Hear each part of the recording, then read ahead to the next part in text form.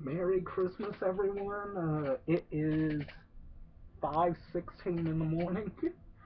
Uh, I went to bed really late last night, so yeah.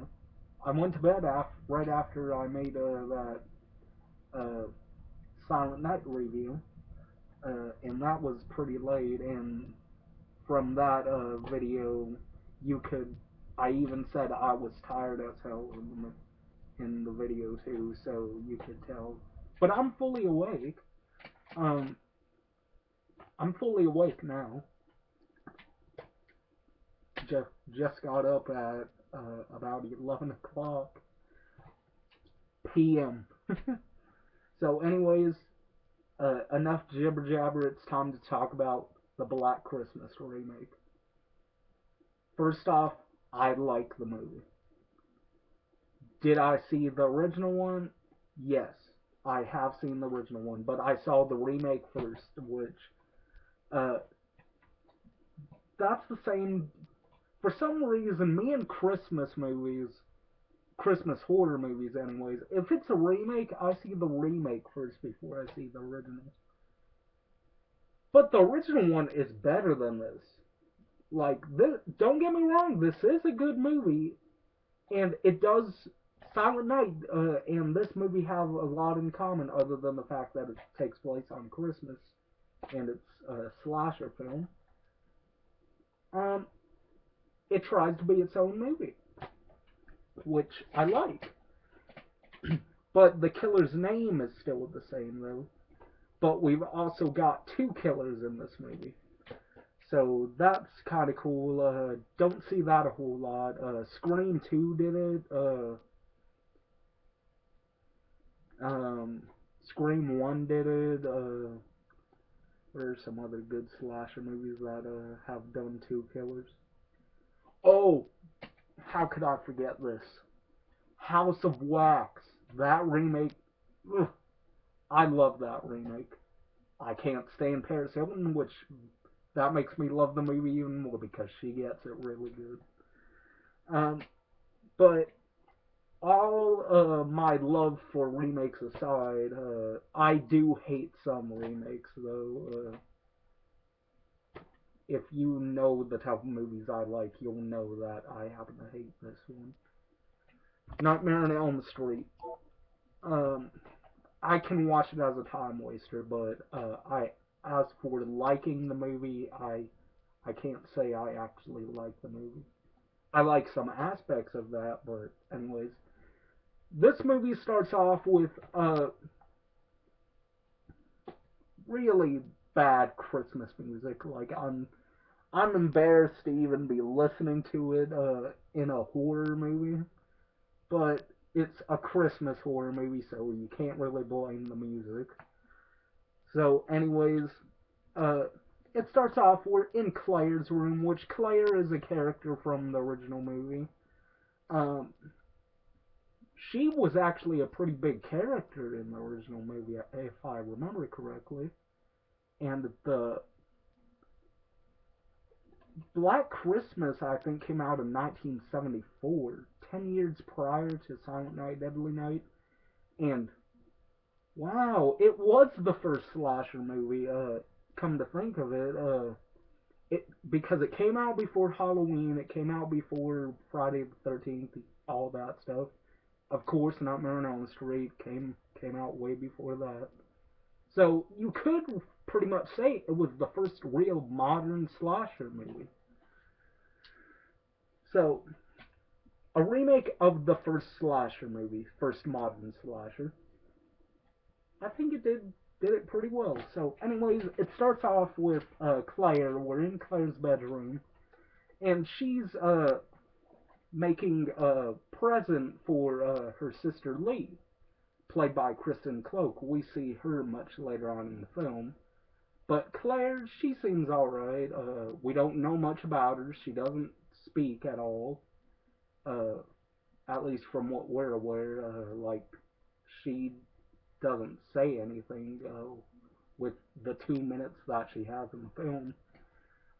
But, anyways, she's making her sister a Christmas present, which is a bracelet. And so I'm like, okay, cool. Uh, we don't know much about her sister yet. So she's doing all that, and she thinks somebody's in her closet. So she gets up off of the floor and goes looking. And here's a cliche you constantly see in slasher films, like nowadays. If it's a closet nowadays, the killer's not going to be in there. Uh, so you know it's warming you up for something. So the killer's not in the closet. And so Claire goes back to doing what she was doing, and her pen's missing. And she's looking around, and you see this figure underneath the bed, and then, bam! Uh, she gets a bag over her head, and the killer takes the pen and stabs it right in her eye, and a big red screen appears, and then black letters end up coming out saying Black Christmas, letting you know the type of movie you're getting yourself into, which is a gore fest, pretty much. Uh, the story in this, they say it's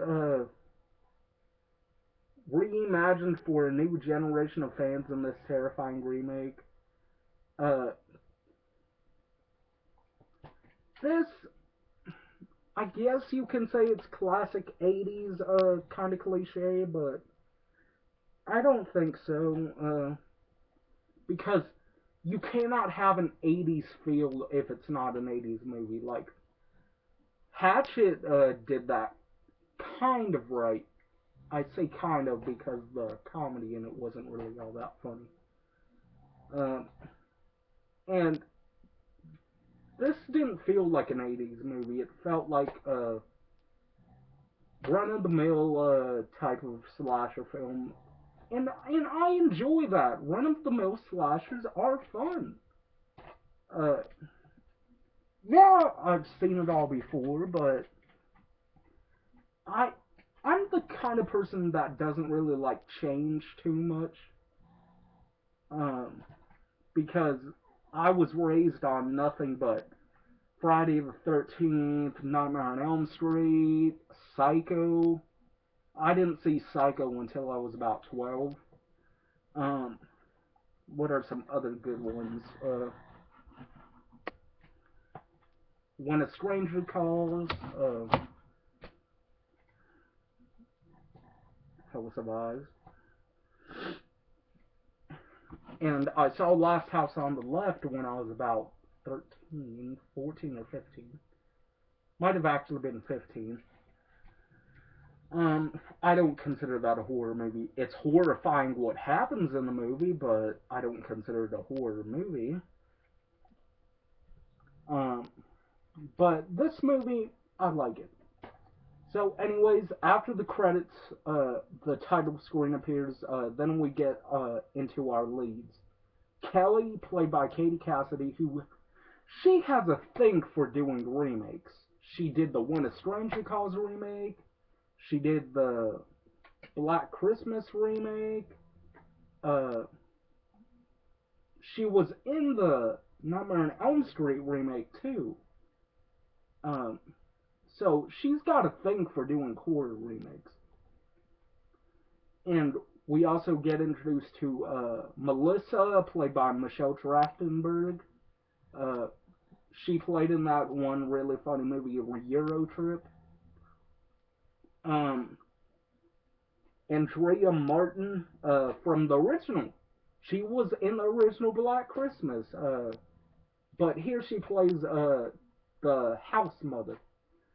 Uh, so we got pretty much uh, we've got 5 leads.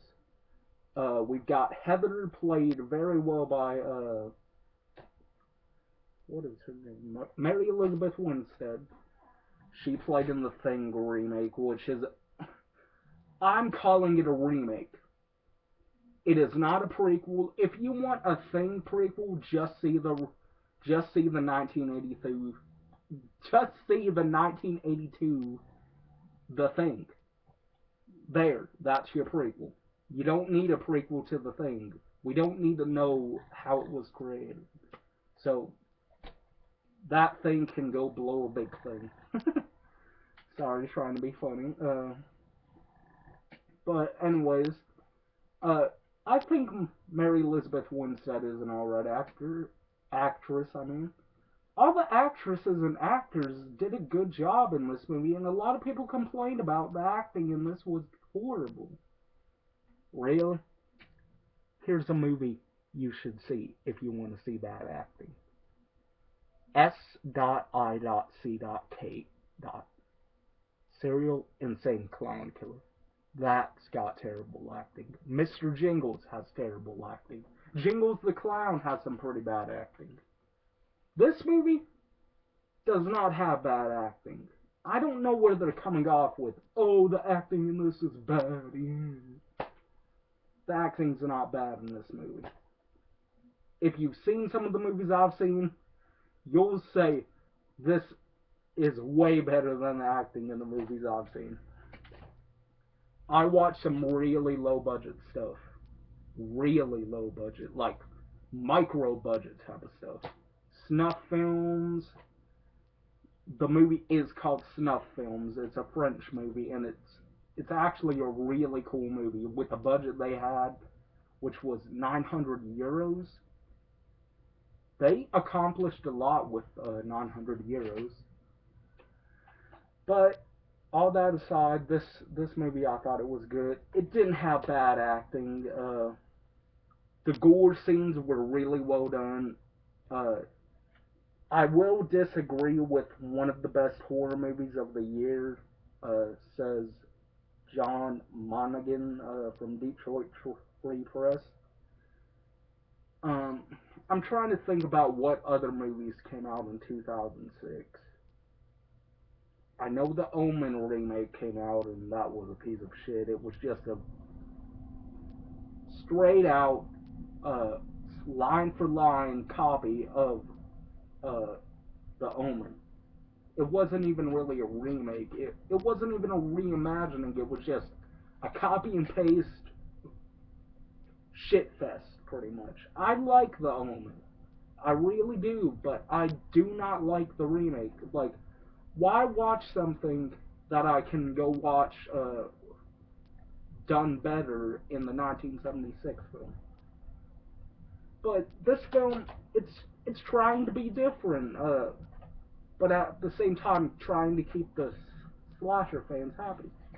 So, anyways, we get introduced to our leads: Kelly, Katie Cassidy; Heather, Mary Elizabeth Winstead; Miss Mac, Andrea Martin; Melissa, Michelle Trachtenberg. We've got a Leighton Meester lookalike. I forget her name. She's a drunk. We get introduced to Kyle, Katie Cassidy's boyfriend, played by Oliver Hudson. He's an alright actor. I like him. We get Kristen Cloak, who plays Lee, Claire's sister. So, 7 leads. So that's a good body count for a slasher film right there. 6 people get killed. I'll just say that right off the bat. Oh, you spoiled it. Come on. It's a movie about a sorority house getting mutilated one at a time. So, what, do you expect everybody to live in this movie? Come on. One person lives. Yeah, there, I said it. But I'm not going to tell you who lives. That way I can at least make some people happy who are watching this review. Which I hope you're enjoying the review so far, even though I haven't gotten to everything. It starts off 2006, modern day, at least when the movie came out, modern day. And they're sitting around passing presents, talking about the Secret Santa program they're doing. And what happens is they do a gift for a boy named Billy, who, why they did this, I do not know. Like, they're celebrating Billy, which it's pretty weird to celebrate a killer. Uh, I mean, I can understand if it's a movie, like, if you're celebrating a movie's killer, but when it's a movie about celebrating a killer, you lost me just a little bit, but they had to have some kind of plot. So, anyways, they make a present for Billy. Mary Elizabeth Winstead was Billy's Secret Santa. So she drew Billy's name and she didn't make him a gift, so Billy doesn't have a gift. And Miss Mac is looking for Billy's present all over the place, and she's like, we can't open up our presents until we open up Billy's present first. And I'm like, I know she's trying to be nice, but there's a thin line between nice and just, you gotta be mean sometimes and just say, okay, open up your presents. Since I can't find Billy's present, we'll just open up our presents. But then she finally comes to the realization that Billy doesn't have a present, so they finally open up their presents. Um, Kelly, Katie Cassidy's character, she is our main character, which she's got some sense in her, so I'll give her that. The characters do have some sense involved with them. They are smart. But I will admit Kristen Cloak's character Lee isn't too smart. Like, she means well, she cares for her sister, but she should realize that her sister's dead. Claire, she was the first one to die. And the thing about this movie, they use the bag death too much. You know, a plastic bag over the face? They use that death way too much in this film. They used it once in the movie, in the original movie. Here, I think they use it like 5 times. 5 out of 7 deaths. That's pretty, that's too much for a slasher movie. Like, I can understand if it's stabbing or something, because most serial killers, they use a knife or a machete. Jason's case, a machete. Michael's case, a butcher knife, kitchen knife, whatever. But these killers, they use plastic bags and pointy objects. We get one kill where a person gets their head cut off. It's an aftermath, so we don't actually see the head being cut off. We just see the head fall to the ground. We get some off-screen deaths, like blood splatter, to show that somebody's pretty much getting mangled. We get an icicle death, which a lot of people complained about this death too. They said it looked so fake. I thought it looked pretty good. I don't see how it looked fake. I mean, of course it's a movie, so obviously it's gonna be fake. But it looked alright. And here's what other people are saying. An icicle can't kill you. Bullshit. Icicles can get pretty damn sharp and kill a person. I know. Because I almost got injured as a kid from an icicle. So, that's bullshit saying that icicles can't hurt a person. So, anyways, the icicle goes through the person's head. We get a death where somebody gets stabbed with ornaments right through the skull, and the eyeball comes out. So we get the eyeball effects. We also get some cannibalism in this movie too. Like Billy, when he kills his mom, with he pretty much beats her to death with a roller for to roll the dough. He pretty much bashes her head in repeatedly, and then takes cookie cutters and puts it into her back, and then eats her flesh, cooks her flesh, and eats it. So you get that cannibalism. Uh, you get a finger through the eyeball, so that's cool. You get ice skate to the head. You just get some really cool deaths in this film. Um, the drunk chick, she doesn't get it in a very good way, but uh, she's a drunk bitch, so I think she should have got it pretty bad. Uh, but she doesn't get a pretty bad death. Like, it's an outright death, but nothing we haven't seen before. Um, we also get a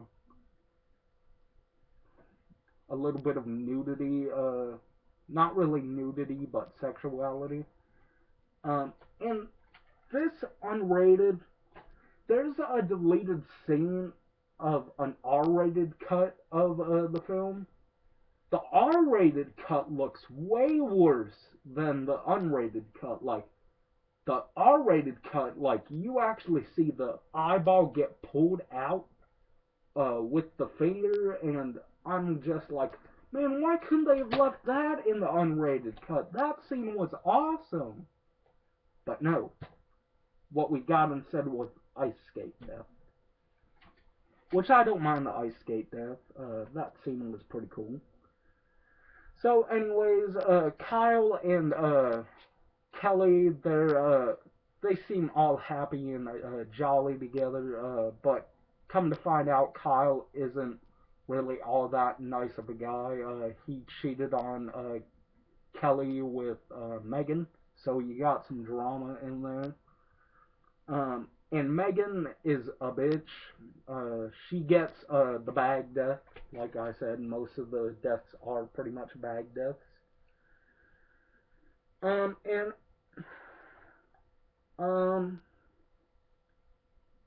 he gets it pretty good. Kyle gets it pretty good. Um,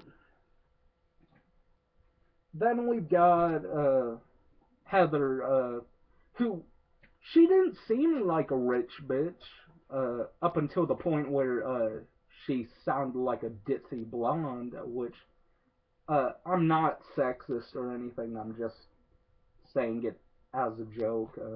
Ditzy blonde. Um, she is in the car with Miss Mac, Andrea Martin's character, and she is asked to go out there and clean the ice. And Miss Mac gives her the ice scraper, and she's like, "What's that?" And then Miss Mac's like, "Are you kidding me?"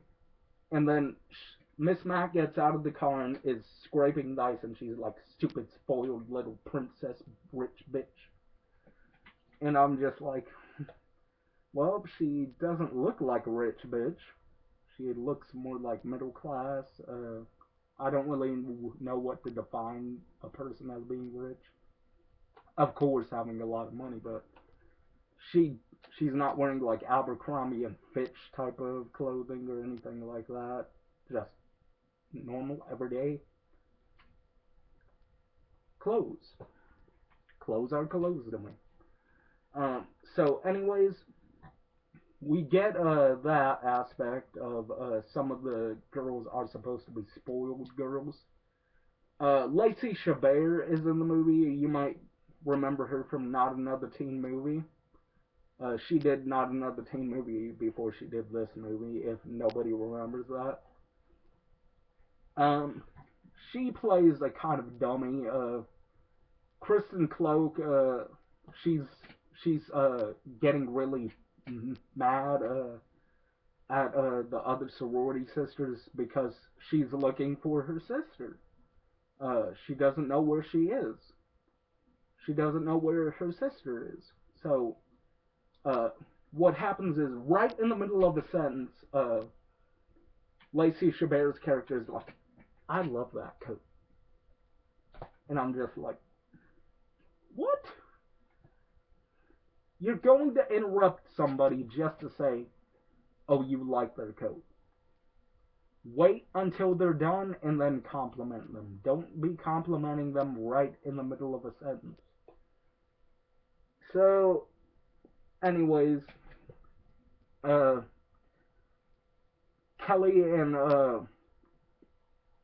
Kelly and Megan, they seem like friends up until this point where Kyle pretty much says, like, we don't hear it, we just see it through actions. Uh, he gets a call from Megan, and pretty much Kyle is saying, I don't want to be, your, pretty much sex object anymore. So Megan gets mad and starts becoming a bitch to Kelly. And Megan is the second person to get killed. So her death is the bag death. And then we cut to the 1970s. 1970 to be exact.